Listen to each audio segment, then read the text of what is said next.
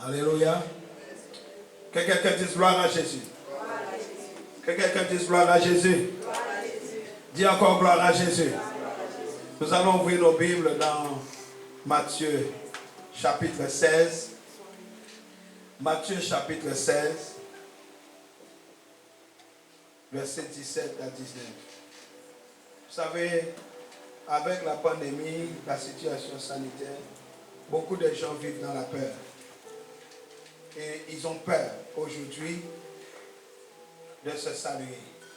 Parce qu'ils ont peur de tomber malade. Donc on donne des poings, on donne des coudes, on donne des pieds, on regarde au loin, même dans les familles. C'est triste. Parce que un baiser, c'est sacré. Même si Judas a trahi Jésus par un baiser, mais un baiser, c'est sacré. C'est sacré. Parce que lorsqu'on salue quelqu'un par un saint baiser, on transmet quelque chose. Alléluia. On transmet quelque chose. Tu dois savoir cela. Matthieu 16, versets 17 à 19. La Bible dit, Jésus reprenant la parole, lui dit. Vous savez, dans cette histoire-là, la Bible dit que Jésus était arrivé dans le territoire de Césarée de Philippe et il va poser une question. Qui dit-on que je suis, moi le Fils de l'homme? Et là, les gens ont commencé à dire toutes sortes de choses. Les uns qui disaient Jean-Baptiste, d'autres disaient Élie, Jérémie ou l'un des prophètes. Et là, Jésus va se tourner vers ses disciples qui étaient tout le temps avec lui et il leur dit, et vous? Tout le monde a dit, mais vous dites quoi? Et là, c'est là que Simon-Pierre va répondre. Il va lui dire, tu es le Christ, le Fils du Dieu vivant. Et là, Jésus va reprendre la parole et il va dire à Pierre, tu es heureux, Simon, fils de Jonas, car ce ne sont pas la chair et le sang qui t'ont révélé cela, mais c'est mon Père qui est dans les cieux.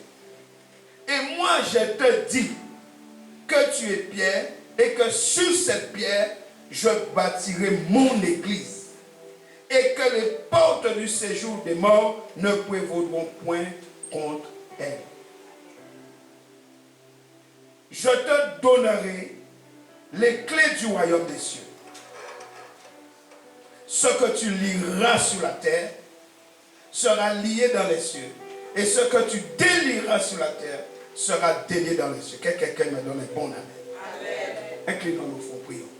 Éternel Dieu de gloire, je te bénis. Je te rends grâce parce qu'il n'y a point de Dieu comme toi. Ta parole, elle est vivante. Ta parole est louange.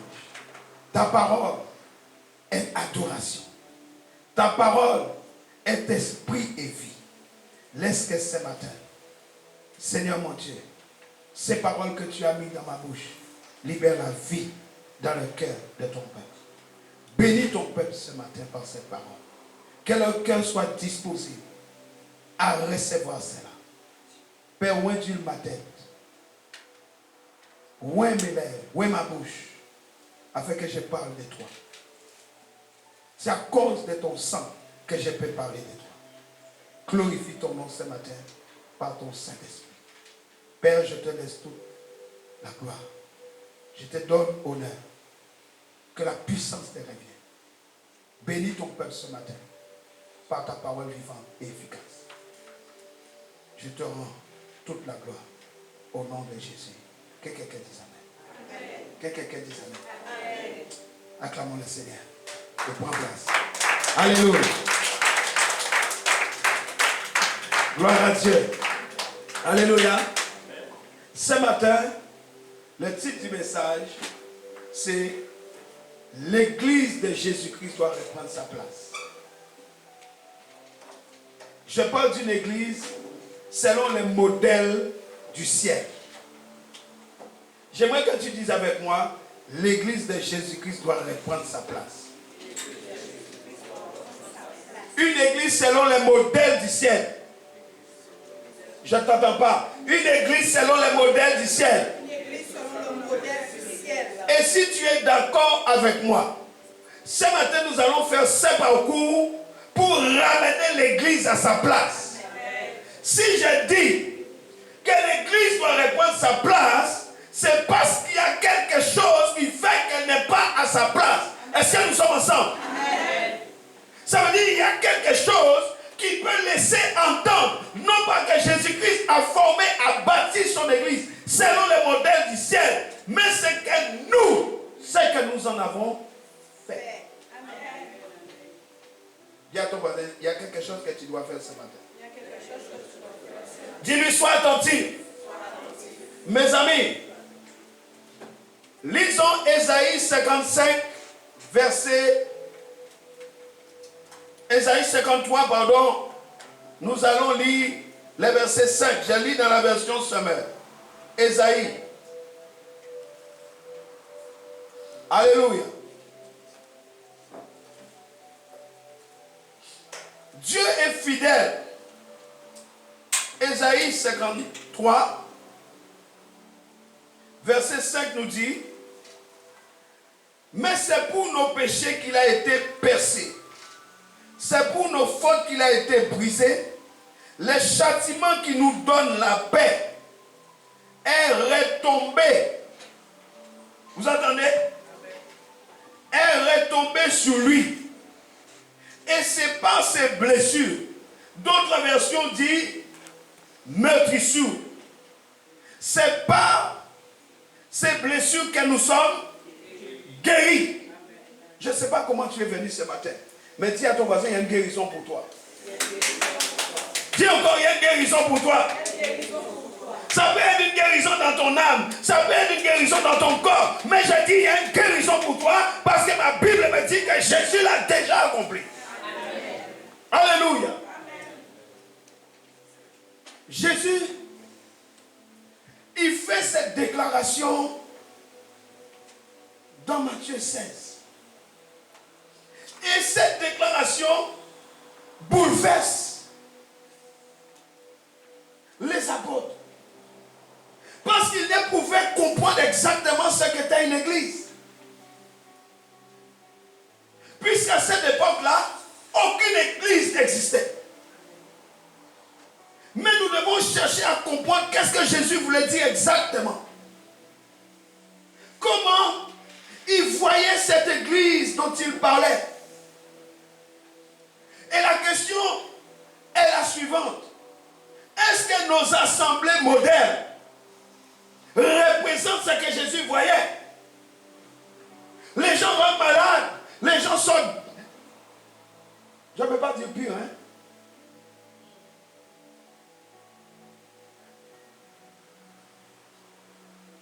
Acte 10, 38. Dis à ton voisin, quelque chose doit m'arriver ce matin. Acte 10, 38. La Bible dit ceci. Ensuite, Dieu a oint Jésus de Nazareth en répandant sur lui la puissance du Saint-Esprit. Celui-ci a parcouru le pays en faisant le bien et en guérissant tous ceux qui étaient tombés sous le pouvoir du diable. Car Dieu était avec lui. Alléluia. Jean chapitre 5. À partir du verset 1. La Bible nous dit, après cela, il y eut une fête des Juifs et Jésus monta à Jérusalem. Or, à Jérusalem, près de la porte des brebis, il y a une piscine qui s'appelle en hébreu Bethesda et qui avait 5 portiques. Retiens cela. Sous ces portiques étaient couchés en grand nombre des malades, des aveugles, des boiteux, des paralytiques qui attendaient le mouvement de l'eau. Peut-être que tu attends le mouvement de l'eau, hein? La Bible dit qu'un ange descendait de temps en temps dans la piscine et agitait l'eau. Et celui qui descendait les premiers, après que l'eau avait été agitée, était guéri, quelle que fût sa maladie. La Bible dit, là se trouvait un homme malade depuis 38 ans. Jésus l'ayant vu coucher, il était couché où? Au portique. La Bible dit que Jésus l'a vu. Et sachant qu'il était malade depuis longtemps, lui dit, veux-tu être guéri? Les malades lui répondit, Seigneur, je n'ai personne pour me jeter dans la piscine quand l'eau est agitée. Voilà notre problème. Jésus est devant lui. La guérison est devant lui. Les miracles sont devant lui. La vie est devant lui. La vie lui demande, est-ce que tu veux la vie? Il dit, mais je n'ai personne. Parce qu'il avait pris l'habitude d'attendre sur les gens. Il avait pris l'habitude d'être dépendant des autres. Il fallait que quelqu'un ait la bienveillance de me jeter dans la piscine. Mais malheureusement pour moi, il y a toujours quelqu'un qui passait avant moi. Parce que vu mon état, il était difficile pour moi d'être le premier. Donc j'étais toujours le dernier. Et c'était trop tard. Parce que c'était une seule fois. Tant que tu vas dépendre des hommes, tu n'iras pas loin. Tu dois apprendre à dépendre du Saint-Esprit. Tant que nous allons apprendre à dépendre du Saint-Esprit, nous pouvons prétendre au succès. Mais si nous voulons à tout prix dépendre des hommes, nous causons nous-mêmes notre échec. Cet homme attendait. Jésus est venu. Jésus, il commence à parler de sa vie. Moi j'essaie, mais à chaque fois ça ne marche pas. Jésus dit, je suis là. Lève-toi, prends ton lit et rentre chez toi. Cette affaire-là s'est terminée aujourd'hui. La Bible dit aussitôt cet homme fut guéri. Il prit son lit et marcha. Mais ça fait combien d'années qu'il était dans cette situation-là? Cet homme était assis à la porte des brebis. Celui qui est le berger des brebis, il vient devant lui, il dit, c'est moi la porte, c'est moi le berger. Voici, je me tiens à ta porte. Jésus a frappé, il dit, veux-tu être guéri? Quand Jésus frappe à ta porte, est-ce que tu l'entends? Est-ce que tu l'entends qu'il toque à ta porte? Il dit, je frappe à ta porte. Veux-tu être guéri? C'est comme ça qu'il frappe. Il te pose la question qui concerne ta situation. Jésus t'interpelle ce matin. Il pose la question qui correspond à ta situation ce matin. Est-ce que tu l'entends? Il dit, oh, cet homme voulait lui raconter tout le temps qu'il n'était pas guéri. Mais ça, ce n'était pas le problème de Jésus. 1 an, 2 ans, 3 ans, 58 ans, 48 ans, 70 ans, c'est pas ça le problème. Mais là, je suis venu aujourd'hui, lève-toi, prends ton lit, rentre. Amen. Oh, que quelqu'un dise avec moi, cette affaire-là est terminée aujourd'hui dans ma vie. Quel que soit le problème, Dieu n'a pas besoin de t'entendre raconter une litanie de ta vie. Il a besoin simplement que tu reçois ce qu'il te donne aujourd'hui. Oh, dis Seigneur, cette histoire est terminée dans ma vie aujourd'hui. Dis aujourd'hui, je passe à autre chose. Tu dois tourner la page. Alléluia. Alléluia. Mes amis, il était assis à la porte des brebis. Il y avait 5 colonnes. On emmenait tous les malades. Ils n'étaient pas guéris. Tant que Jésus n'était pas arrivé. Mais quand le Christ est arrivé, sa situation a... Oh, si tu as reçu Jésus dans ta vie, pourquoi tu es toujours à la même situation? Si tu dis, je suis né de nouveau, j'ai reçu Jésus, j'ai le salut, où est ta transformation?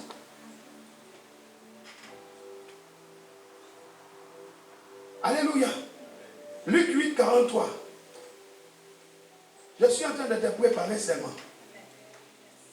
Luc 8, 43. Il est dit quoi? Il y avait là une femme atteinte d'hémorragie depuis combien de temps? 12 ans. Et qui avait dépensé tout son bien chez les médecins sans que personne ait pu la guérir. Elle s'approcha de Jésus. Elle s'approcha de qui? Elle s'approcha de Jésus par derrière et toucha la frange de son vêtement. Elle n'a même pas touché Jésus. Elle a touché simplement la frange de son vêtement. Qu'est-ce qui s'est passé? Aussitôt, son hémorragie, c'est ça. Ton hémorragie peut s'arrêter aujourd'hui. Je dis à quelqu'un, ton hémorragie peut s'arrêter aujourd'hui. Mais remarquez bien, la Bible dit que cette femme est allée par derrière. Bien aimé, il y a des fois des situations qui viennent pour nous empêcher de connecter à l'onction de Jésus. Il y a des choses qui arrivent dans ta vie pour te décourager. Tu dois frayer un chemin dans l'épreuve. Tu ne dois pas abandonner. Tu dois frayer un chemin. Cette femme a su frayer un chemin. Amen. Dis ce matin. Je ferai le chemin. Je ne me laisse pas faire. Si cette femme a su se frayer un chemin pour libérer l'onction, moi aussi je ferai un chemin pour libérer l'onction de Jésus. Elle a su frayer un chemin. On a dit à cet homme, tais-toi, tu nous importunes, tu nous déranges, tu ne vois pas que tu embêtes les maîtres. Il a crié plus fort. Pourquoi? Parce qu'il avait des attentes. Il avait un but à atteindre. Il avait un objectif. Vous venez dans la maison de Dieu, vous n'avez pas d'attente. Il suffit de rien pour vous décourager. Comment vous vous laissez décourager après les prix que Jésus a payés pour voir la croix? Comment vous pouvez être découragé? Le découragement est un péché. Il n'y a pas d'amen. J'ai dit le découragement est un péché. On ne vous a jamais prêché ça. Moi, je prêche que le découragement est un péché. Tu n'as pas le droit de te décourager après les prix que Jésus a payés. Amen. Amen. Non, tu n'as pas le droit. Tu méprises les sangs. Tu méprises l'œuvre de la croix en jetant l'éponge. Quoi? Parce que Dieu lui-même, il permet des épreuves dans ta vie. Tu dois les passer. Tu dois passer le test. Cette femme, 12 ans qu'elle saigne, non-stop. Elle avait dépensé tout ce qu'elle avait. La Bible dit qu'elle s'est frayé un chemin par derrière. Parce qu'elle avait un objectif. Toucher les temps de la mort. Jésus dit, j'ai senti qu'une force m'a quitté. Tu dois les toucher aujourd'hui. C'est lui qui a dit là où 2 ou 3 sont rassemblés, mon nom, je suis au milieu d'eux. J'ai dit, tu dois les toucher aujourd'hui. Qui comprend ce que j'ai dit? Tu dois les toucher, pas demain, aujourd'hui. Je te dis, j'ai bâti mon église. Sur ces pierres, j'ai bâti mon église. Qu'est-ce qu'il voulait dire exactement? Jésus parle d'une maison. Mais une maison. La Bible dit dans Ephésiens 2:9, ce n'est point par les œuvres afin que personne ne se glorifie. Ce n'est pas une maison, ce n'est pas ça qui compte, ce n'est pas les murs. Ce ne sont pas les murs. Il dit, ce n'est pas par les œuvres afin que personne ne se glorifie. En parlant d'un corps, Ephésiens 1:22-23 nous dit, il a tout mis sous ses pieds et il a donné pour chef suprême à l'église qui est son corps. Mais il ajoute la plénitude de celui qui remplit tout en tout. Et il a donné à l'église la plénitude. Tu es dans quoi aujourd'hui? Il a donné cela à l'église qui est la plénitude. Tu es dans quoi aujourd'hui? Un lieu d'adoration. Ephésiens 3:20 nous dit, or à celui qui peut faire, par la puissance qui agit en nous, infiniment au-delà de tout ce que nous demandons ou pensons. À lui soit la gloire dans l'Église et en Jésus-Christ, dans toutes les générations, au siècle des siècles. Quelqu'un dit amen. Amen. Je parle d'un lieu de vie. Alléluia. Jean 6:63 nous dit que sa parole est esprit et vie.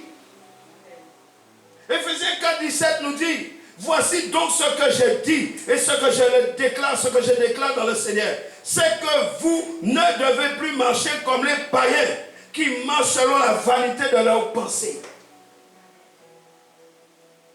L'église dont Jésus parle, c'est un centre d'entraînement. Beaucoup de chrétiens disent, ah, je suis déçu. Ah, je quitte l'église. Mais tu vas aller où? L'église est un centre d'entraînement. Qu'est-ce qui se passe à l'entraînement? À l'entraînement, on peut se blesser. Hello? Amen. Mon fils s'est blessé il n'y a pas longtemps. Parce qu'il était à l'entraînement.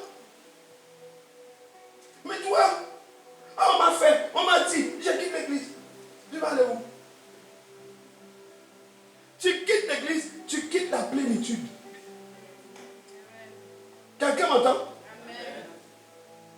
Un centre d'entraînement. Un lieu de délivrance. L'église que Jésus voyait, c'était un endroit rempli de ressources pour les enfants de Dieu. Un endroit où les enfants de Dieu, nous pouvons recharger nos batteries pour accomplir l'œuvre du Seigneur. Amen. Pour aller, pour annoncer la bonne nouvelle. Pour faire des disciples. Est-ce que tu fais ça? Alléluia. Amen. C'est pourquoi l'église est supposée être toutes ces choses. Une maison, un corps, une place d'adoration, une école de vie, un centre d'entraînement, un lieu de délivrance, un lieu de joie, de paix. Amen. C'est aussi l'endroit où l'on trouve la vérité, toute la vérité. Alléluia. C'est ce que nous dit Timothée. L'église est l'appui et la colonne de la vérité. La vérité, c'est la parole de Dieu. Jean 17, verset 17. Jésus dit, je suis le chemin, la vérité et la vie. L'église doit annoncer la saine doctrine. Dis avec moi, l'église doit retrouver sa place. Bien-aimé, l'église doit retrouver sa place. Quand on lit 1 Timothée 3,15,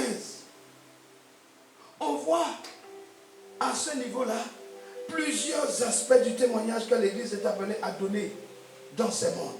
Nous sommes appelés, nous, à rendre témoignage. Premièrement, quand Timothée dit la colonne et l'appui de la vérité, ici il est question de la solidité. Une colonne, c'est quelque chose de solide, de robuste. Ça veut dire que l'église doit donner le témoignage d'une résistance face aux épreuves. Nous sommes les premiers à fuir. Il n'y a pas d'amen. Nous sommes les premiers à courir.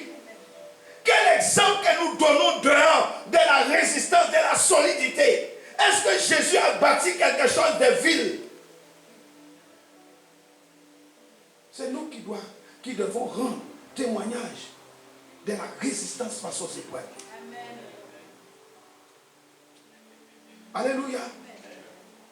Quand tu as parlé aux églises d'Apocalypse 2 et 3, il souligne la solidité de certaines de ces assemblées.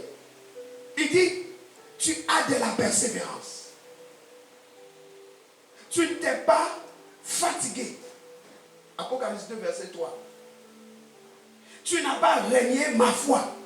Apocalypse 2, 13. Tu as gardé la parole de la persévérance. Apocalypse 3, 10. Jésus souligne ça. Aujourd'hui, les églises sont faibles. Beaucoup de décors, beaucoup de lumière, beaucoup de choses. Mais il n'y a rien. Deuxième chose. La colonne nous parle de droiture, de fermeté morale, d'une éthique irréprochable. C'est dans l'église qu'on trouve plus de souillure. C'est dans l'église qu'on trouve plus de mensonges. C'est dans l'église qu'il n'y a plus d'hypocrite. Il n'y a pas d'amen. Amen. La défaillance morale. Ce sont des choses qui affaiblissent le témoignage de l'église. L'église est faible parce que le témoignage n'est pas bon. Hey. C'est ce que l'apôtre Paul a dit aux assemblées de Corinthe. On trouve chez vous des choses qu'on ne trouve même pas chez les païens. Alléluia. Alléluia. Le témoignage de l'église doit être un témoignage d'honnêteté, de sincérité, de vérité. Nous, je parle à nous, devons être, en tant que croyants, des modèles dans ce monde. Pourquoi? Matthieu 5, 14 nous dit, vous êtes la lumière du monde. Tu dois toujours te retrouver en haut. Parce que la lumière est en haut. Si tu veux éclairer ton salon, tu ne mets pas la lumière par terre, tu mets au plafond. Oui ou non? Parce que la lumière doit éclairer tout. Mais qu'est-ce que tu fais en bas? Dis à ton voisin, qu'est-ce que tu fais en bas? Dis-lui, mais qu'est-ce que tu fais en bas? Il est temps que tu montes un peu. Dis-lui, il est temps que tu montes. Il est temps que tu sois à ta place. Alléluia. Troisième chose. La colonne est posée sur terre. Mais son sommet va vers le haut. Vers le ciel. L'église est dans le monde. Mais ses regards doivent être tournés vers l'espérance glorieuse qui vient d'en haut. Nous avons les pieds sur la terre. Mais notre tête doit être dans le ciel. Je parle de spirituel. Voilà pourquoi il nous est demandé de nous attacher aux choses d'en haut. Colossiens 3, verset 2. Attachez-vous aux choses d'en haut. Alléluia. Amen. Alléluia. Amen. Quatrième chose que tu dois savoir. L'un des rôles des colonnes est de supporter des charges. L'église est le rassemblement des personnes prêtes à supporter les fardeaux des autres. Mais ça, on ne le fait pas. Galates 6, verset 2. On n'est pas prêt. On n'a pas été préparé à nous supporter les uns les autres. Alléluia. Amen. Alléluia. Amen. Colossiens 3, 13 le dit aussi. Notez ces versets. L'église doit aider à porter les fardeaux. Cinquième chose qui concerne les colonnes. Ça se trouve particulièrement quand on construit un bâtiment. Les colonnes ne sont jamais isolées. Vous voyez que cette colonne, ce pilier, il est isolé? Non. La solidité de l'ensemble est due à leur rapprochement. Alléluia. L'église est le lieu de communion fraternelle. Voilà ce que je suis en train de dire. C'est le lieu de la communion fraternelle. Et cela nous édifie les uns les autres. Dans les édifices, les colonnes étaient généralement sculptées. On faisait des dessins sur ces colonnes. Qu'est-ce que ça veut dire? Ça veut dire que Dieu veut que son nom soit visible, lisible et palpable sur nous. Au travers du témoignage que rend l'Église. Il veut que son nom. Si mon peuple sur qui est invoqué mon nom. 2 Corinthiens 14. L'Église est appelée à être. Non, tu ne m'as pas compris. L'Église est appelée à être. Pas apparaître. Mais à être. Aujourd'hui, nous avons des églises qui paraissent. Mais la Bible dit que ce que Dieu veut, c'est que son église soit. L'église est appelée à être quoi? 2 Corinthiens 3:2. Une lettre connue et lue de tous les hommes. J'ai dit une lettre connue et lue.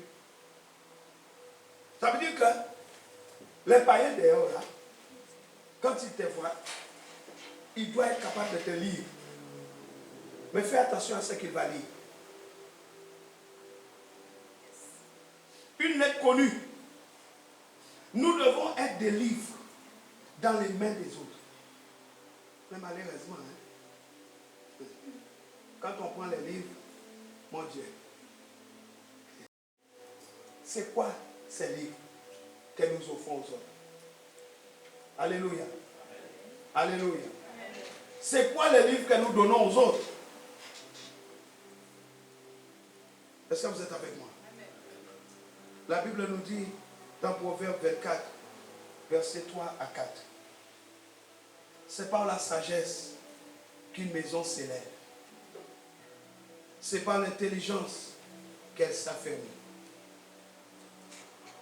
Et c'est par la science que les chambres se remplissent de tous les biens précieux et agréables. Tu as une maison. Tu veux bâtir cette maison. Tu as besoin de la sagesse. Pour pouvoir avoir une maison solide, il faut l'intelligence. C'est l'intelligence qui la rend solide. Mais pour pouvoir combler toutes les chambres, il faut quoi? Il faut quoi?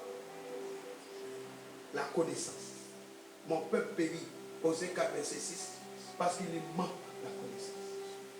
C'est la connaissance qui remplit les chambres de ton cœur. Tu es cette maison.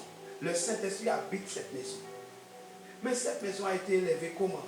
C'est la sagesse. La sagesse, c'est la parole. C'est Jésus. C'est la sagesse qui va t'élever en tant que maison. L'intelligence va te rendre solide, va te planter.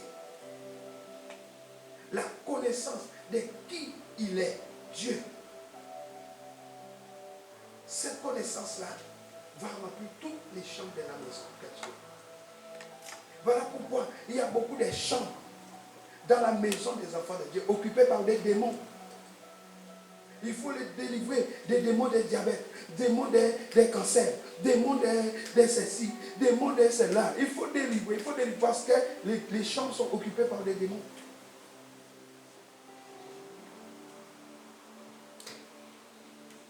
La Bible dit, Proverbe 9, verset 1. La sagesse a bâti sa maison. Elle a taillé ses 7 colonnes. Elle a taillé ses 7 colonnes. Psaume 127, verset 1. Si l'Éternel ne bâtit la maison, ceux qui la bâtissent travaillent en vain. Voilà pourquoi tu t'efforces, mais ta maison n'est pas terminée. Ta maison n'a pas de toiture. Ta maison est inachevée parce que c'est l'Éternel qui doit bâtir la maison que tu es. Alléluia. Si il ne bâtit pas, le travail est un travail vain.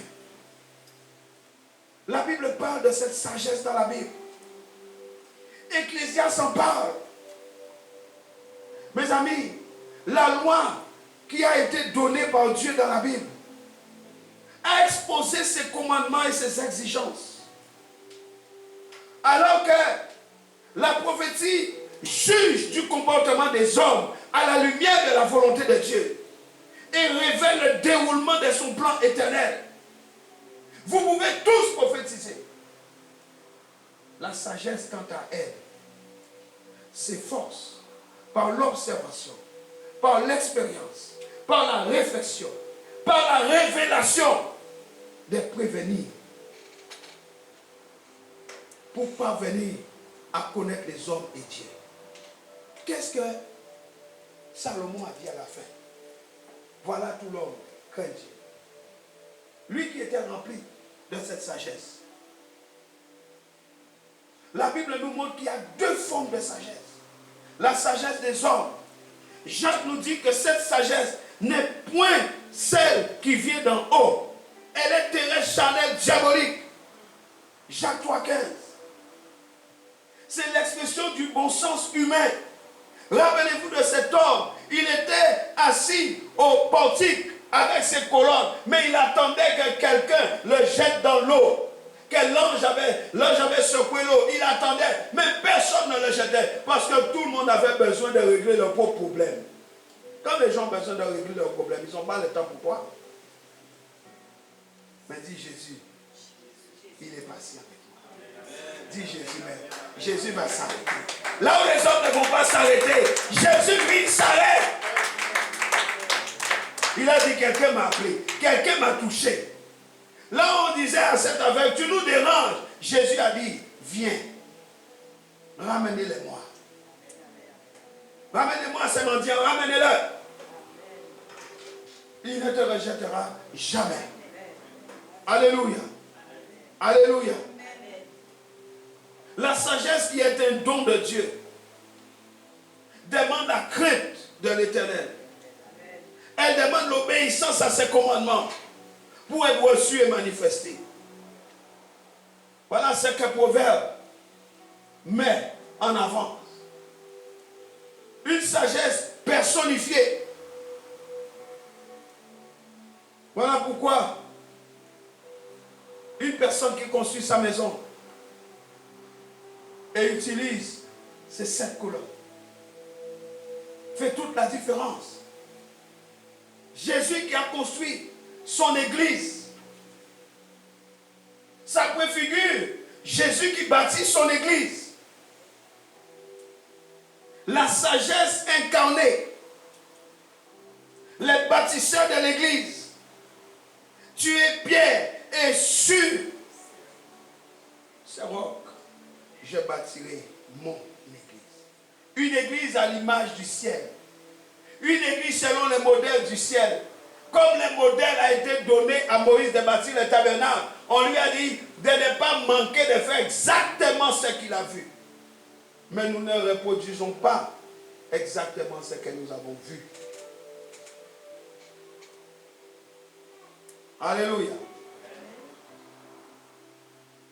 Que quelqu'un dise Jésus-Christ, la sagesse incarnée. Il va utiliser ces 7 colonnes pour soutenir tout son édifice spirituel. Mais quelles colonnes? Quelles représentent ces colonnes? Où sont ces colonnes dans nos vies? Apocalypse 3:12. Il y a une révélation ici. La Bible dit, celui qui vaincra. Tu as compris? Est-ce que quelqu'un m'entend?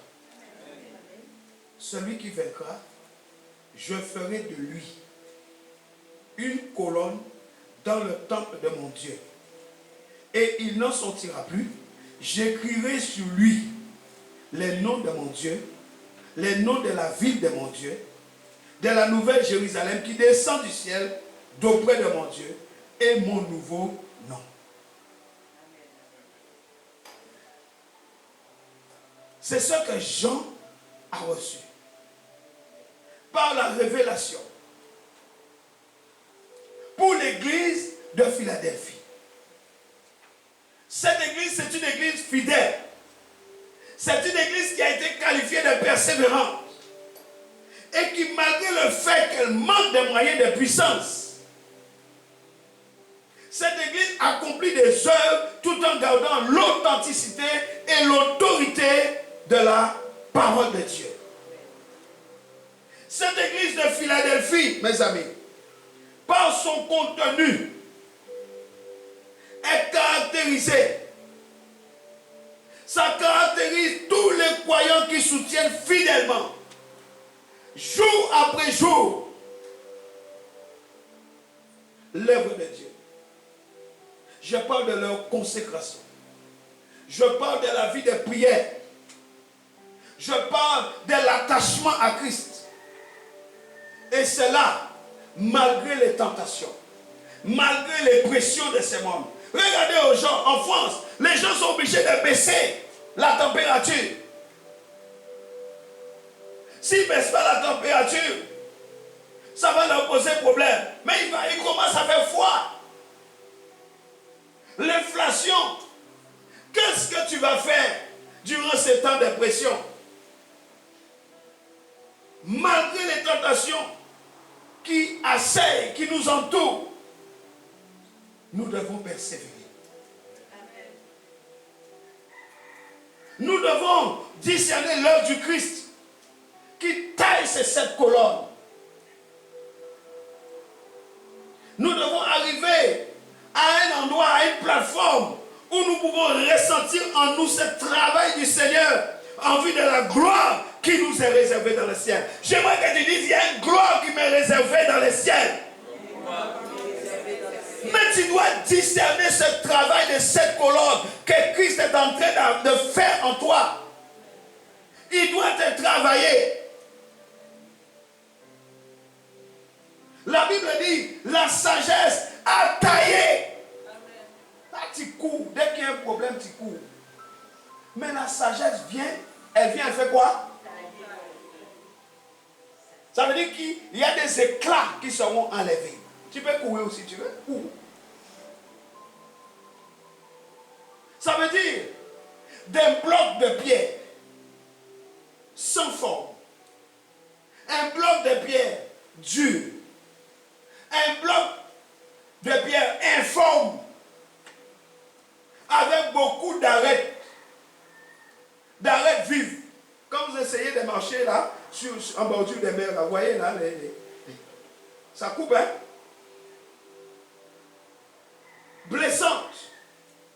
Le Seigneur doit tirer une colonne pour son temple.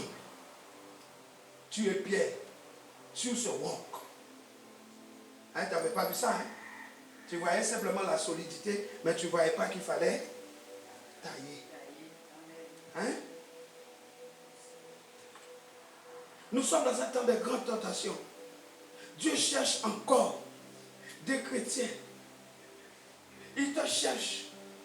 Il nous cherche. Il cherche des gens qui acceptent, je dis bien qui se laissent travailler en vue de subir une véritable transformation spirituelle pour devenir des colonnes. Hello? Amen. Dieu cherche des gens qui acceptent de se laisser tailler pour devenir des véritables colonnes. Est-ce que tu fais partie de cela? Ne dis pas avec toi. C'est dans la mesure où nous pouvons devenir des colonnes sur la terre que le Seigneur fera de nous des colonnes dans son temple, dans la gloire à venir. C'est ça qui est écrit. Mais nous avons tellement mis de côté ces choses. C'est dans cette église de Philadelphie, qui signifie amour fraternel, que le Seigneur va tirer ces colonnes. Une carrière extraordinaire. Jésus rentre dans cette carrière. Philadelphie, amour fraternel.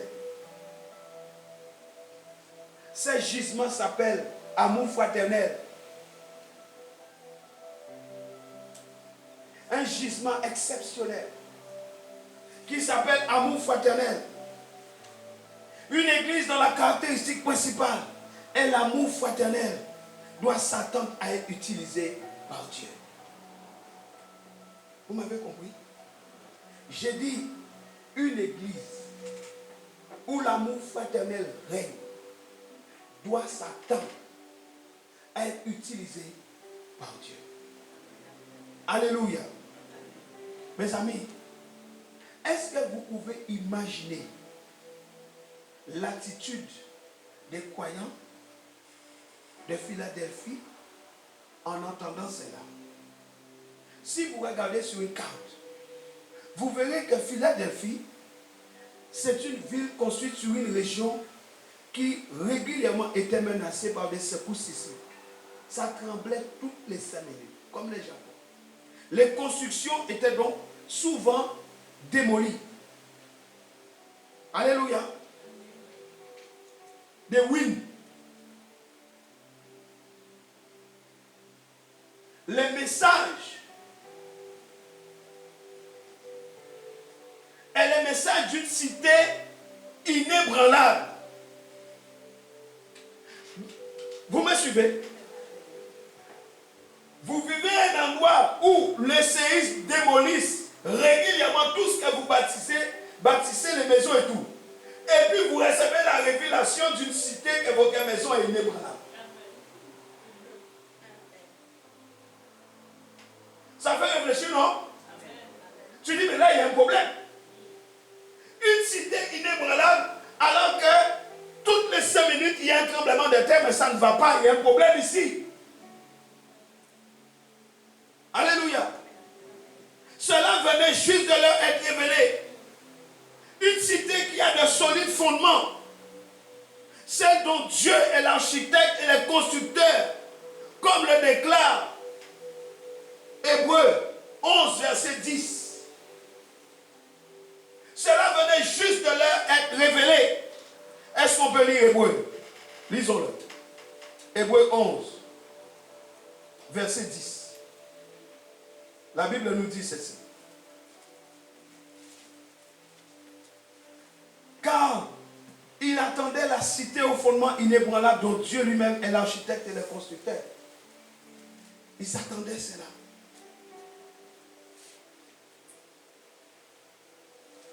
Ces colonnes d'Apocalypse 3:12 que nous venons de lire ont des caractéristiques. La Bible dit, les noms de mon Dieu, il sera gravé. C'est le signe d'appartenance. Si mon peuple, sur qui est invoqué mon nom, c'est ton signe d'appartenance. Si le nom de l'Éternel est invoqué sur toi, tu as peur de quoi? Tu trembles devant quoi? Il dit, les noms de la ville de mon Dieu, de la nouvelle Jérusalem qui descend du ciel et d'auprès de mon Dieu. C'est le résultat de l'attente produite par la foi. Il dit, mon nom nouveau. Le nom nouveau de Jésus. C'est le nom donné à ceux qui ne l'auront pas renié et qui auront soutenu la vérité face à l'apostasie. Tu n'as rien à craindre. Écoutez-moi, bien-aimés, frères et sœurs, nous pouvons être méprisés dans ce monde. Nous pouvons être méconnus dans ce monde en portant le nom de Jésus. Mais au ciel, nous porterons ici, là, sur nos fronts, des inscriptions qui glorifient notre Dieu. La Bible nous dit dans Apocalypse 22, verset 4, le trône de Dieu et de l'agneau sera dans la ville. Ses serviteurs le serviront et verront sa face. Et son nom sera sur leur front.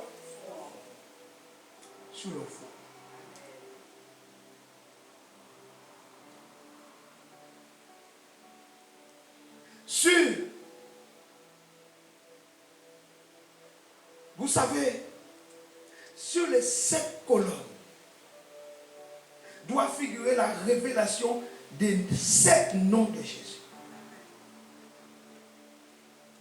Les 7 noms sur les 7 colonnes qui caractérisent le Christ dans sa perfection, dans son action et dans son ministère. Ils feront ce que j'ai fait et de plus grand. Ça te parle? Ça te parle? Dans le passage d'Ésaïe 9, verset 5, on trouve 5 qui sont révélés. 5 sur les 7 colonnes. Ésaïe nous dit, Ésaïe 9, verset 5, car un enfant nous est né, un fils nous est donné, et la domination reposera sur son épaule. On l'appellera admirable, conseiller, Dieu puissant, Père éternel, prince de la paix. Voici 5 colonnes. Matthieu 1, 23 nous donne le 6e. On lui donnera le nom d'Emmanuel, ce qui signifie Dieu avec nous. Et nous trouvons le 7e nom dans Luc 1,31. Tu lui donneras le nom de Jésus, nom qui signifie sauveur ou celui qui délivre. J'aimerais que tu comprennes ce que je suis en train de te dire. J'ai dit, l'église doit retrouver sa place. L'Esprit du Seigneur habite à l'intérieur de toi. L'Esprit de Christ, c'est Christ. Là où est l'Esprit du Seigneur, là aussi, il est. Hébreux 4,12 nous dit que la parole de Dieu est vivante. Cette parole vivante est en toi. Si Christ est en toi, la Bible dit qu'il est la plénitude de Dieu. Dans ses manifestations, dans ses actions, dans sa puissance, dans son tout. C'est les mêmes que tu as à l'intérieur de toi. Autrement dit, le fait que Christ soit à l'intérieur de toi, il bâtit en toi et il fait de toi une colonne puissante d'évangile. Parce que lui-même, il représente, il est ces 7 colonnes. Il est admirable, il est conseiller, il est puissant, il est Emmanuel, il est Jésus. Oh, dis-moi, Satan ne l'a pas vaincu. Amen. Et si le diable n'a pas réussi à vaincre Jésus, c'est Jésus qui est en toi. À cause de cela, l'ennemi ne peut pas te vaincre.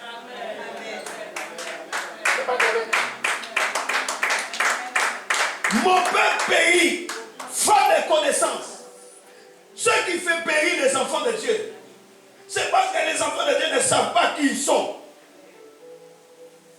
Au lieu d'être ceux qui sont appelés à être, ils veulent devenir ceux qui ne sont pas appelés à devenir. Amen. Tu n'as pas besoin d'essayer. Tu l'es. Oh, tu n'as pas besoin de paraître. Tu as besoin simplement d'être. Alléluia.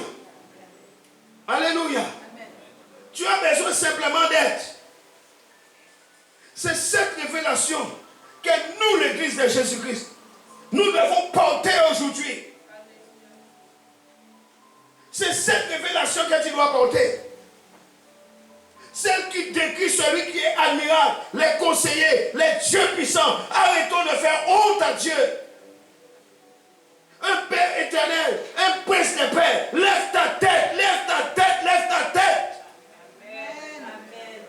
Il est Dieu avec nous. Nous nous comportons des fois comme des personnes sans Dieu. Il est Dieu avec nous. Amen. Dis, il est Dieu avec moi. Dis encore, il est Dieu avec moi. Vous n'êtes jamais seul. Amen.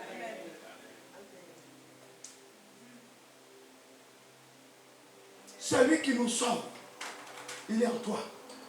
Celui qui nous délivre, il est en toi. Il est Dieu avec toi. Il est Dieu en toi.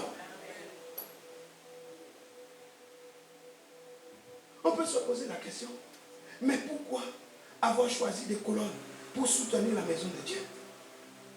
Et pourquoi le Seigneur n'a pas pris les murs?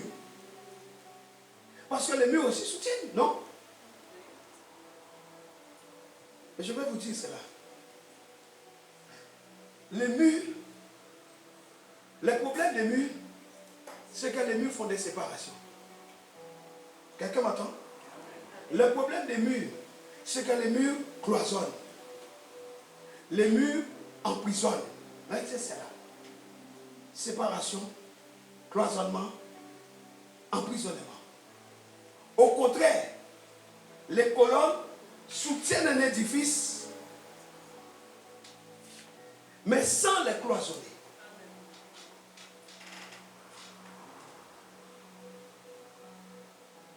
Les colonnes libèrent de l'espace. On avait besoin de libérer de l'espace. On a enlevé les murs. On a enlevé. Ça libère de l'espace. Ce que je suis en train de dire, bien aimé, c'est que dans la maison de Dieu, il n'y a pas de mur. Hello? Dans la maison de Dieu, il n'y a pas de mur.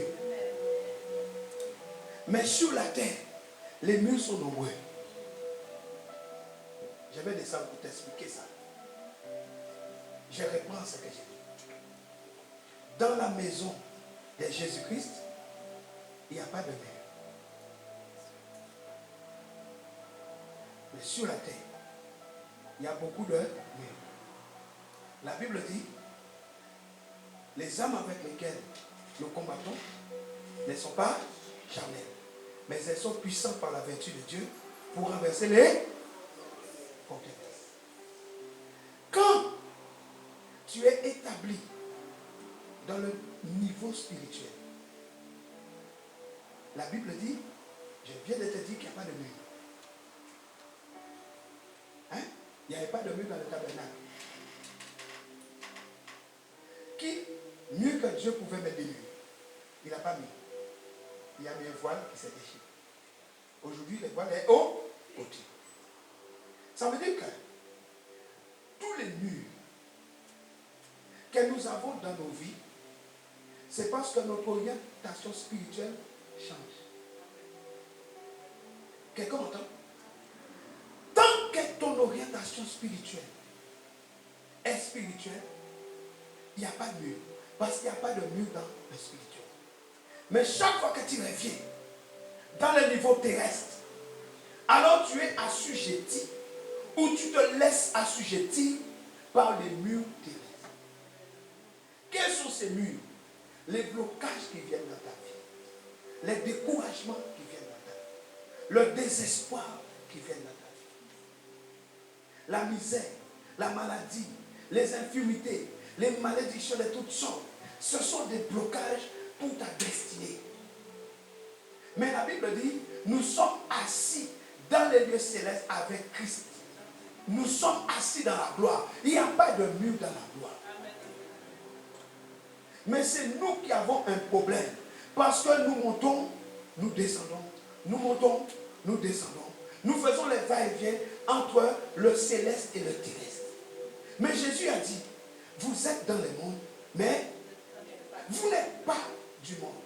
Ça veut dire que notre style de vie n'est pas calqué sur la vie du monde. Parce que nous sommes le sel.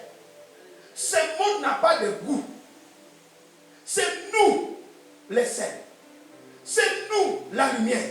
Ça veut dire que le monde ne peut rien nous donner. Nous pouvons tout le monde. Hello. Ça veut dire que tu dois changer ton orientation. Beaucoup de chrétiens attendent beaucoup du monde. Voilà pourquoi ça ne marche pas dans ta vie.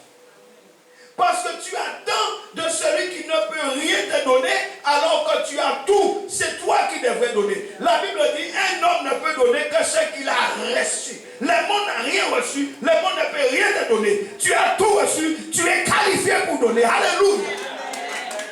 Dis je suis qualifié pour donner. Parce que nous avons tout reçu. La Bible dit nous avons reçu grâce pour grâce. Et Dieu dit ma grâce se renouvelle chaque jour.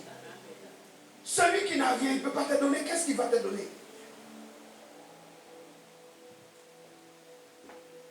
Dis avec moi, je dois reprendre ma place aujourd'hui. L'église, c'est nous. Dis, je dois reprendre ma place aujourd'hui. J'ai dit la dernière fois qu'il est temps d'arrêter de subir. Église, il est temps d'arrêter de subir.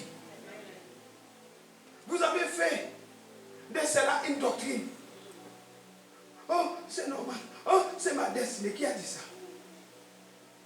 C'est normal que les choses se passent comme ça. Mais qui l'a dit? C'est pas ce qui est écrit. Il est temps d'arrêter de faire honte à Dieu. Alléluia. Amen. Alléluia. Amen. Christ est venu pour renverser tous les murs de séparation entre les hommes. Il est venu pour renverser les murs. Galates 5, verset 1. C'est pour la liberté que Christ nous a affranchis. Demeurez donc fermes afin de ne pas retomber dans la servitude.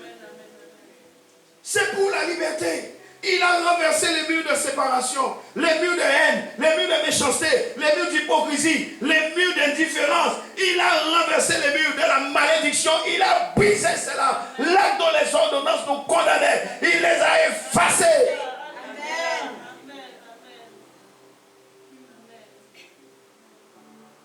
Si je suis béni. Dis, je suis béni. Je suis béni. Dis, je suis sérieusement béni. Je suis sérieusement béni. Alléluia. Jésus, il a bâti son église sur le modèle du ciel. Mais avant de l'établir, il fallait qu'il abatte les murs. Ce qui nécessite de les remplacer par des colonnes. Sinon, tout l'édifice s'écroule. Quelqu'un m'entend? Pour bâtir l'église, Jésus a dû enlever les murs. C'est pourquoi il dit à Pierre, tu ne pouvais pas savoir ça si mon Père ne te l'avait pas révélé. Parce que la chair et le sang ne peuvent pas t'enseigner les choses spirituelles. C'est mon Père qui est esprit qui te l'a enseigné. Tu ne pouvais pas savoir cela. Ça veut dire que, regardez Pierre. Pierre a régné Jésus. Pierre a coupé l'oreille de cet homme. Il fallait que Jésus enlève le mur dans la vie de Pierre. Et quand il a enlevé le mur, Pierre est devenu colonne. Jésus lui a dit, maintenant va, paie mes brebis. Tu ne peux pas paître les brebis de l'Éternel avec des murs dans ta vie. Amen. Nous devons d'abord laisser le Saint-Esprit enlever les murs de séparation, les blocages, la haine, l'hypocrisie, la jalousie, la convoitise. Il doit enlever cela afin que Dieu mette des colonnes pour soutenir l'édifice. Il faut des colonnes. Parce que l'église, c'est la colonne et l'appui de la vérité. Quand Dieu parle de l'église, il ne parle pas de mur. Il parle de colonne et d'appui de la vérité. Alléluia. Alléluia. En tant que chrétiens, nous sommes appelés à devenir des colonnes dans l'église.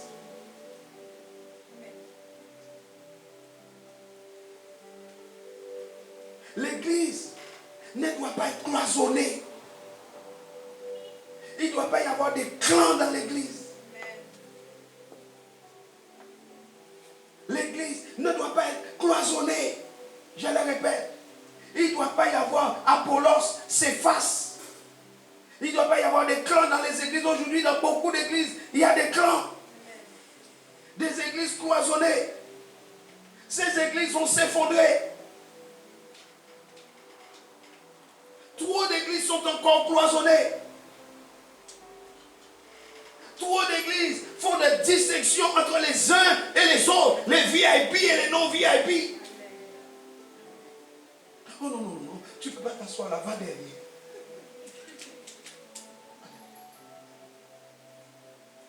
Une église cloisonnée n'est pas construite sur le modèle du ciel.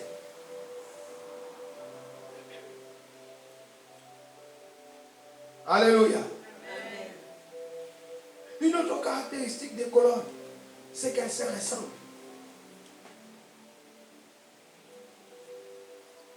Peu importe la direction dans laquelle vous la regardez, elle est toujours pareille. Malheureusement, beaucoup de croyants sont encore changeants, inconstants. Ça monte, ça descend. L'humeur change. On est fluctuant. Il ne faut surtout pas m'approcher. Je suis dangereux. Quand tu regardes le visage, tu n'as pas envie de t'approcher.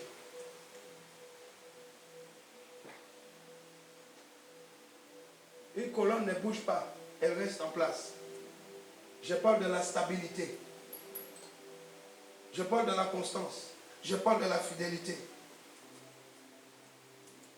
C'est ce qu'on doit trouver dans nos vies. La stabilité, la constance, la fidélité. J'ai dit que la colonne a les pieds sur terre et la tête dans le ciel. Tu dois lever ton regard. Il y a trop d'enfants de Dieu qui sont préoccupés par les choses de la terre. La moindre petite chose, on n'est pas bien.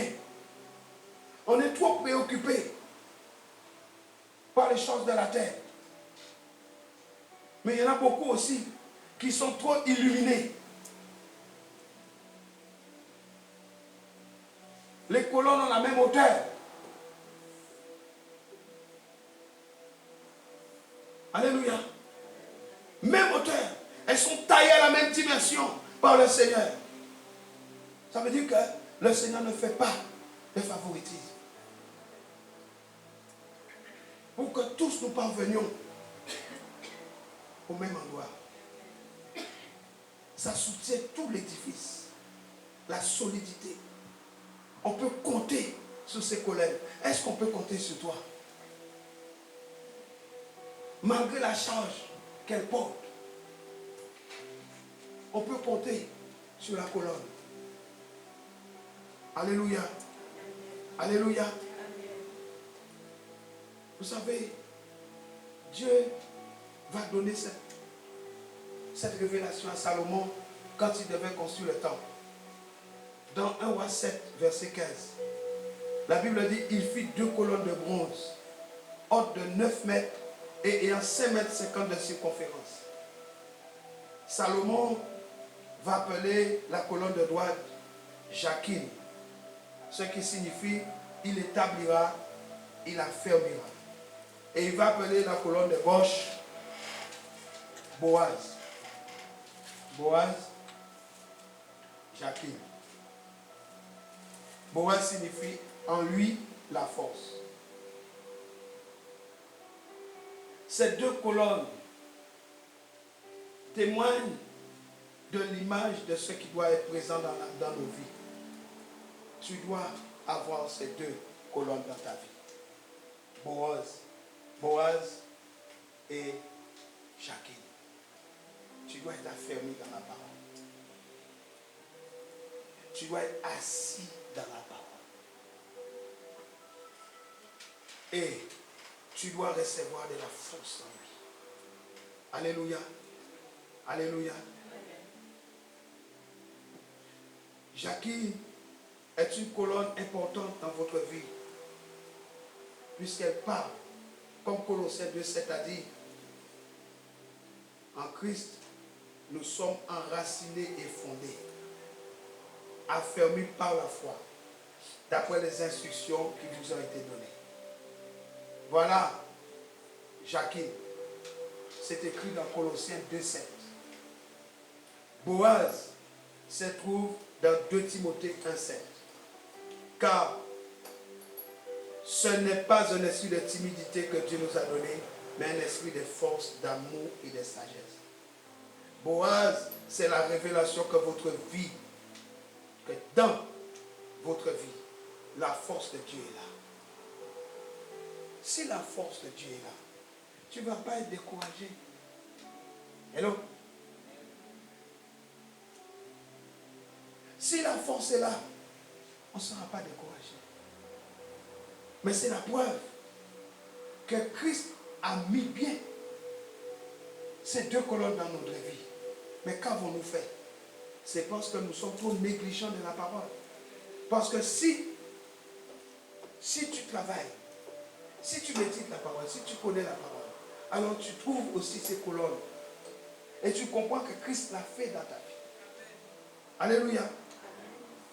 Ces 2 colonnes étaient en bronze pour refléter la lumière, pour répandre autour d'elle cette lumière. Et qu'est-ce qui est écrit? Nous sommes la lumière du monde.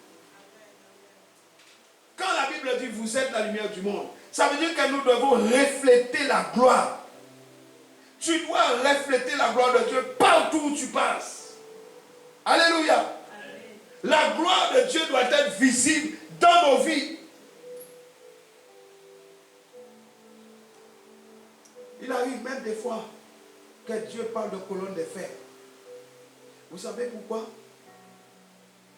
Pourquoi il dit quelquefois qu'il fait de nous des colonnes de fer? Il dit à Jérémie 1,18, voici je t'établis comme une colonne de fer. Parce que la colonne de fer, c'est ce qui est ferme. C'est ce qui tient ferme. ce qui est solide, ce qui résiste à tous les assauts. Parfois, Dieu a besoin de faire de nous des colonnes de fer pour que nous puissions résister aux assauts de l'ennemi. Alors à ce moment-là, il t'établit comme une colonne de fer. Et il le fait dans les combats qui nous opposent assez souvent aux attaques spirituelles. Parce que s'il ne le fait pas, tu ne tiendras pas. Quand les démons, les esprits de Satan essayent de s'infiltrer dans nos mentalités, alors à partir de ce moment-là, Dieu nous fortifie et nous établit comme des colonnes de fer pour que nous soyons capables de résister aux assauts de l'ennemi. Alléluia. Voici pourquoi, voici la raison pour laquelle Galates 2,9 dit Jacques, Céphas et Jean sont regardés comme des colonnes. C'est biblique. Mais comment nous sommes regardés? Ils étaient regardés comme des colonnes. Comment tu es regardé aujourd'hui? Est-ce que ces qualités que je décris des colonnes sont dans nos vies aujourd'hui? Voilà pourquoi nous vacillons. Nous avons plus de murs que de colonnes. Sur quel fondement tu t'appuies?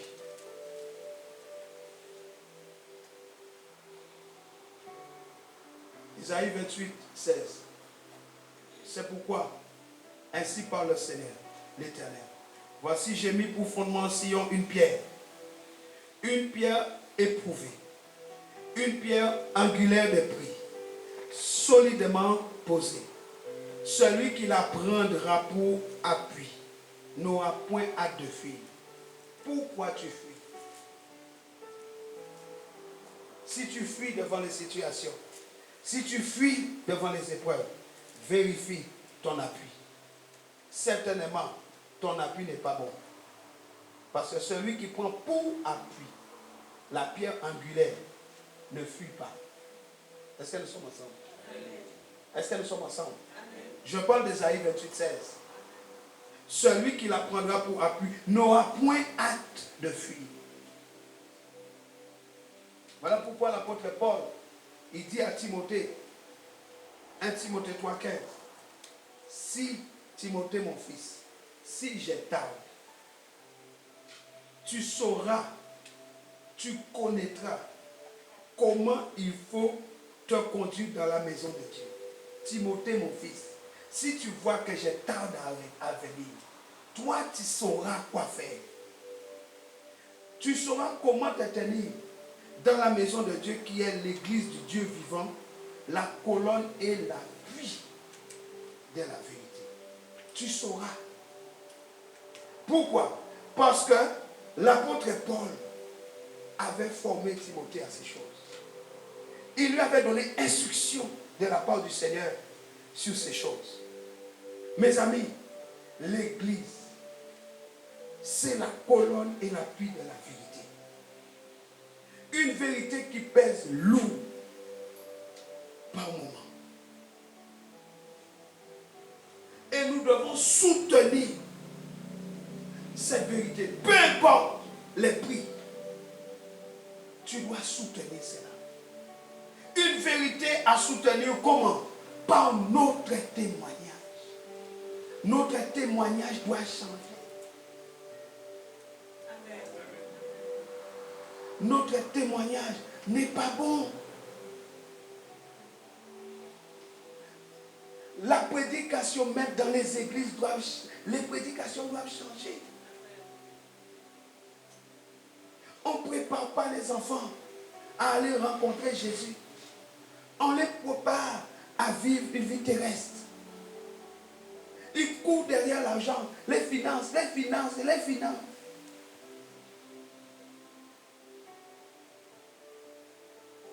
Et ça, c'est par notre sanctification. Nous sommes un peuple mis à part. Voulez-vous être des colonnes? Amen. Voulez-vous être des colonnes? Amen. Pour cela, il vous faut vous vaincre. Est-ce que vous êtes prêts à vous vaincre? Est-ce que vous êtes prêts à vous vaincre vous-même? Ce que je suis en train de dire, il faut tenir malgré toutes les difficultés de la vie. Mon frère, ma soeur, vous devez tenir malgré tout. Job 28, verset 27. Alors Dieu vit la sagesse et la manifesta. Il en posa les fondements et l'a mis à l'épreuve. Il en posa les fondements et l'a mis à l'épreuve. Aujourd'hui, l'Église du Christ est dans un temps de mise à l'épreuve. L'Église a été testée pendant la crise sanitaire. On a échoué. J'ai dit, on a échoué. L'Église est toujours dans un temps de mise à l'épreuve. Les colonnes de l'Église sont éprouvées. La solidité de la construction est testée aujourd'hui. Alléluia. 1 Pierre 1,7. L'épreuve de votre foi, plus précieuse que l'or périssable, qui cependant est éprouvé par le feu, qu'il ait pour résultat la louange, la gloire et l'honneur lorsque Jésus-Christ apparaîtra. L'épreuve de ta foi. Pourquoi Dieu permet les épreuves? Regardez toutes ces choses qui sont dans le monde. Dieu les voit, mais il permet. L'église, les colonnes sont testées. La construction, les colonnes, la solidité est éprouvée. Voilà pourquoi je vais t'encourager aujourd'hui. Que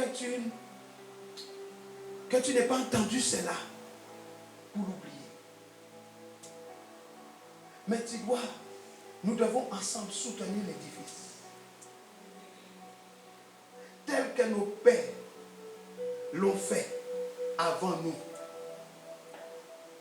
Nous devons demeurer des colonnes sérieuses, dans la fidélité, dans la sincérité, dans l'équilibre, dans la stabilité, dans la constance. Quand je parle d'équilibre, je parle d'équilibre spirituel. Pas de chrétiens superficiels. Nous devons refléter la lumière de Dieu partout où nous sommes, partout où nous allons. Dans notre témoignage, nous devons refléter cela. Démontrer que nous sommes fondés sur le Seigneur pour soutenir la vérité. Cette église, ce n'est pas le mur. Cette église, c'est toi et moi. Toutes ces colonnes doivent être en nous. La stabilité. Tu n'es pas un chrétien qui marche à cloche-pied. Un peu dedans, un peu dehors, un peu en dedans, un peu en dehors. Tu es équilibré spirituellement. Tu ne vis pas dans les nuages. Tu n'es pas un illuminé. Quand on te voit, on sait qu'il y a quelque chose là-dedans. Parce que l'homme ne peut donner que ce qu'il a reçu. Ça veut dire que sur la balance de l'Éternel, tu as du poids. Qu'on ne soit pas obligé de mettre des masses pour que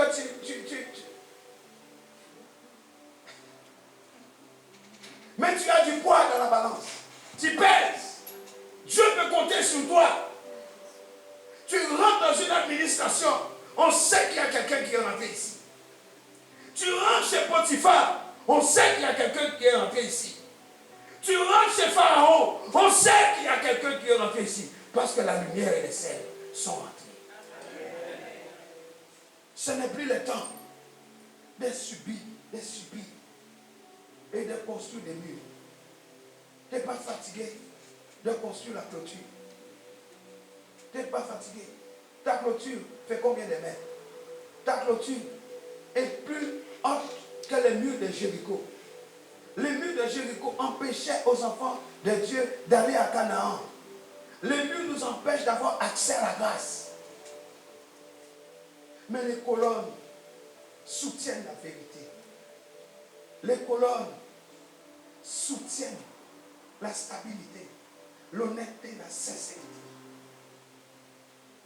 Et la sagesse a taillé, c'est cette colonne. Tu dois permettre à la sagesse perfectionnifiée. Jésus, tu dois lui permettre à Jésus de te tailler. Ne crois pas, oh, c'est bon pour moi. Oh, alléluia, j'ai pris, je gêne. C'est pas toi, c'est le Saint-Esprit qui dit si la forme est déjà. C'est pourquoi Jésus a dit à Jérémie, descends chez les potiers, va jeter un coup d'œil, va voir comment il travaille. Il a vu un homme qui travaillait là-bas. Et quand la forme ne lui convenait pas, il mettait ça à côté. Jésus dit, le Seigneur l'Éternel dit, ne suis-je pas comme les potiers? Tu dois laisser le Saint-Esprit te donner la forme qui convient. Le problème, c'est que tu as toi-même dessiné ta forme. Tu es devenu ton propre architecte. Tu as dessiné ta forme. Mais le problème, c'est que ta forme ne convient pas au ciel. Parce que l'église, c'est selon les modèles. Les tabernacles, c'est selon les modèles. Alléluia. Les tabernacles, c'est selon les modèles. L'église, c'est selon les modèles. Moïse a bâti le tabernacle d'après ce qu'il avait vu. Jésus a bâti l'église d'après ce qu'il a vu. Donc toi, qui es la pierre angulaire, la pierre de l'église, la pierre de l'édifice que Jésus bâtit, tu dois avoir la forme qu'il veut et occuper dans l'édifice la place qu'il veut. On ne met pas une pièce n'importe où. Chaque pièce a une position particulière dans l'édifice que Jésus bâtit. Les chrétiens viennent dans l'église, veulent faire ce qu'ils veulent. Tu leur parles, la désobéissance est là, la rébellion est là, on ne veut pas écouter. L'apôtre Paul a dit à Timothée, si je t'aime, tu connais comment il faut te conduire dans la maison de Dieu, qui est la colonne et l'appui de la vérité. Nous aussi, nous devons savoir comment nous devons nous conduire dans la maison de Dieu, qui est la colonne et l'appui de la vérité. Voilà pourquoi notre vie est une vie d'échec. Parce que toutes les pièces dans la maison de Dieu est illuminée par la lumière de Dieu. Mais si tu es une mauvaise pièce, je veux dire mal placée, on va t'enlever. Le Saint-Esprit ne pourra pas t'utiliser. Parce que la pièce est défectueuse. Il faut que la sagesse taille. Et nous n'aimons pas ça. Parce que quand la sagesse vient nous tailler, ça laisse des cicatrices. On n'aime pas les cicatrices. Mais, laissez-moi vous dire une chose. Les cicatrices sont la marque des guerriers. Les grands guerriers ont des cicatrices. Ouais, les grands guerriers ont des cicatrices. Pourquoi? Parce qu'ils ont été sur les champs de bataille. Ils ne sont pas morts. Ils ont frôlé la mort. Mais on voit un grand guerrier au nom de ses cicatrices. Les lâches n'ont pas de cicatrices. Parce que sur les champs de bataille, ils se couvrent des cadavres. Vous comprenez? Quand ils sont sur les champs de bataille, ils prennent un cadavre et ils se couvrent. Merci moi, merci moi. Et puis on passe comme ça, on dit, oh bon. Mais les grands guerriers, ils reçoivent des flèches, ils mettent ça, ils cassent ça.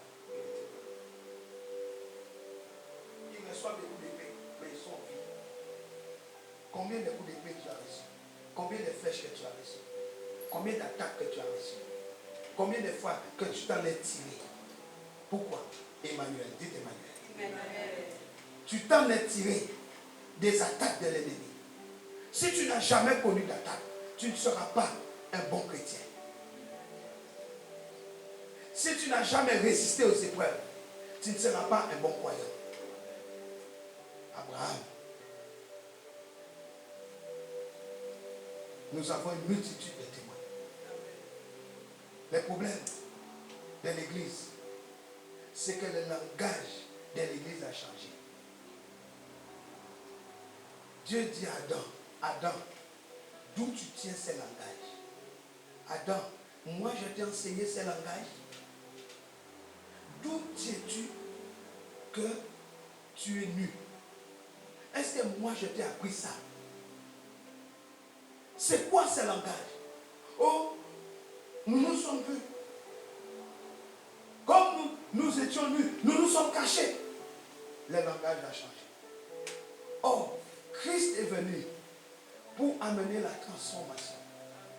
Si tu es né de nouveau, tu as été aussi transformé. Et si tu as été transformé, ton langage a changé. Et si ton langage a changé, ça veut dire que tu as le langage du royaume. Et si tu as le langage du royaume, ça veut dire que tu as été taillé pour être les colonnes. Et si tu as été taillé, le Saint-Esprit, qui est l'esprit de vérité, qui est en toi, il exprime la vérité. Et si tu as l'esprit de vérité en toi, sache que l'esprit de vérité rend témoignage. Non seulement il rend témoignage à la vérité, mais il fait de nous des témoins de la vérité. Aujourd'hui, tu peux changer la donne. L'église, aujourd'hui, nous pouvons reprendre notre place. J'ai dit aujourd'hui, l'église, nous pouvons reprendre notre place. Et arrêter de subir. Arrêter de subir. De subir. De subir. De subir. Dieu pouvait dire à Isaac de s'aimer dans la famille parce qu'Isaac avait quelque chose. Isaac avait l'alliance de son père. Et Dieu va lui démontrer quelque chose. Ne descends pas en Égypte. Reste là. Je vais te montrer quelque chose. Je vais te montrer le pouvoir de l'alliance. Ton père et moi, nous avons une alliance. Tu n'as pas besoin d'aller en Égypte. Reste là. Le Dieu qui dit à Isaac de ne pas descendre en Égypte, c'est le même Dieu qui envoie Joseph en Égypte. Si tu connais Dieu d'une seule façon, tu vas avoir des problèmes. Tu dois connaître Dieu par révélation. Le même qui dit à Isaac, reste ici. Lui, la Bible dit, il envoya devant eux un homme, Somme 105. Joseph, pour sauver un peuple. Voilà pourquoi nous devons marcher par l'Esprit de Dieu. Les Saint-Esprit. Dans ces temps difficiles, tu dois avoir comme ami le Saint-Esprit. Il doit être ton ami. Ton ami. Ton ami. Josué, il attaque Jéricho sous l'ordre de l'Éternel. Il attaque Aïe sous l'ordre de l'Éternel. Les Gabaonites, tu regardes comme ça là. Il dit, Josué là, on ne va pas faire alliance avec les autres nations parce que ce que nous avons vu qu'il a fait à Jéricho et à Aïe, si nous nous allions avec les autres nations pour attaquer Josué, on aura un problème. On aura perdu d'avance. Donc ils ont mis en place des stratégies. Ils ont dit, nous allons faire alliance avec ces peuples pour notre sécurité. Ils étaient juste des voisins. Ils sont allés vers eux. Nous sommes revenus des longs voyages.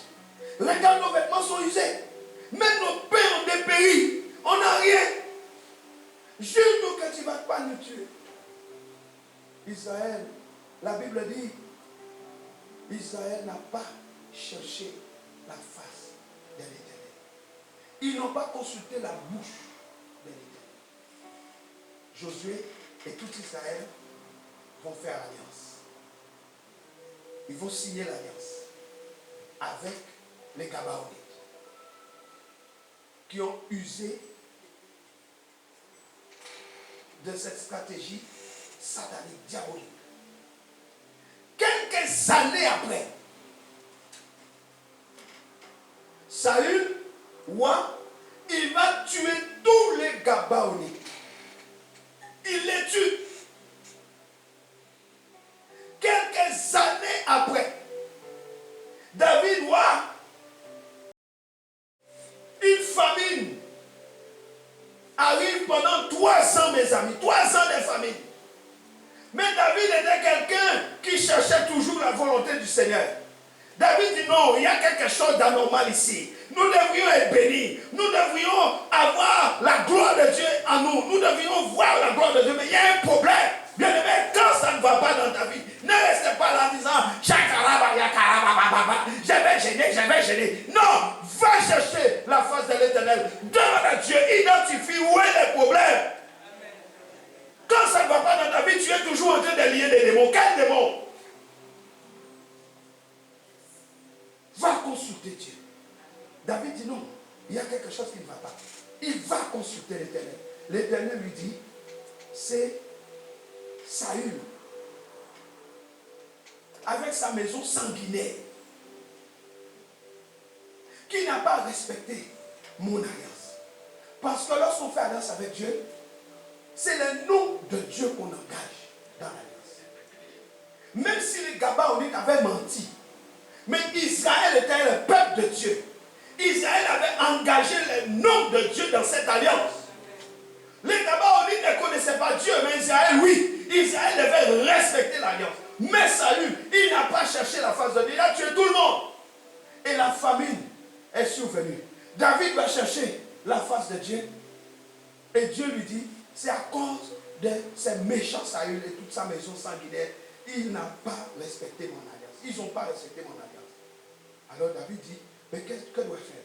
Il va vers les Gabaonites. Il dit, nous reconnaissons nos fautes.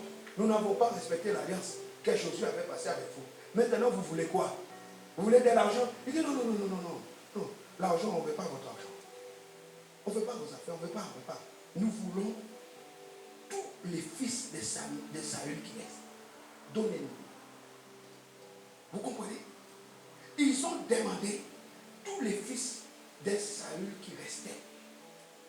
David était obligé, pour arrêter la famine, pour arrêter la situation, David était obligé de donner les fils de Saül.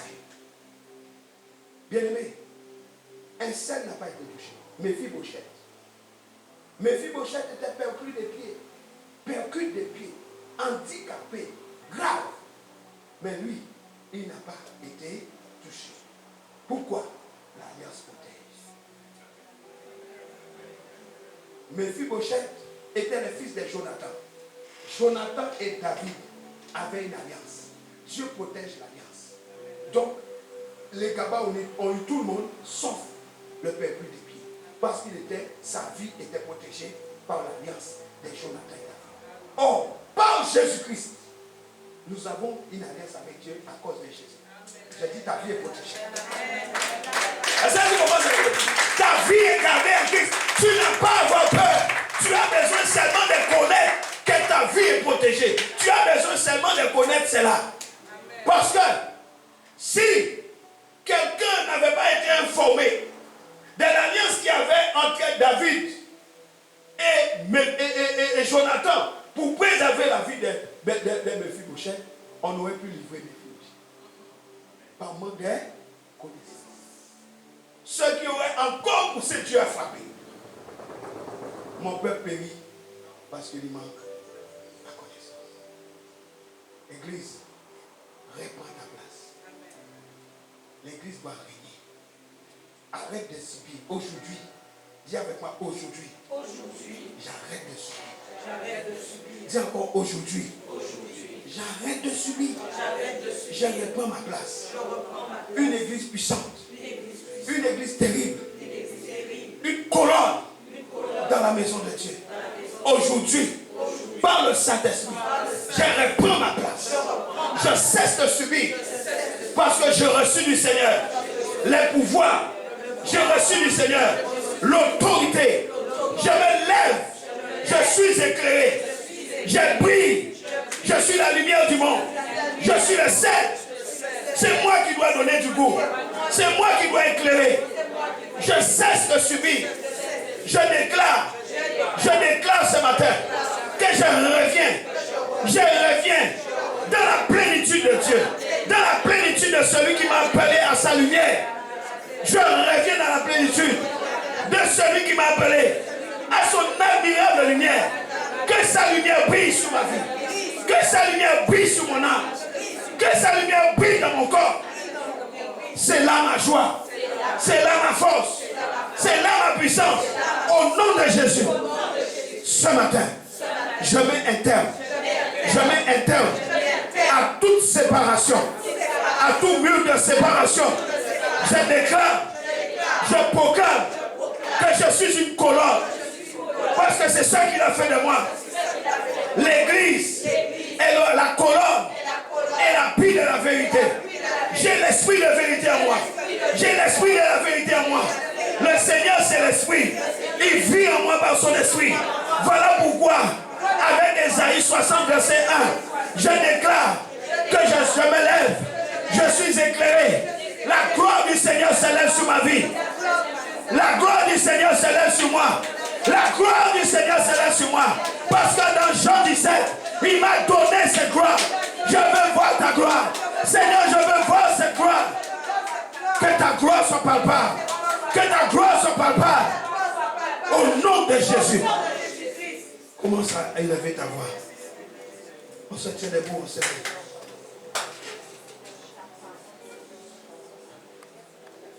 Commence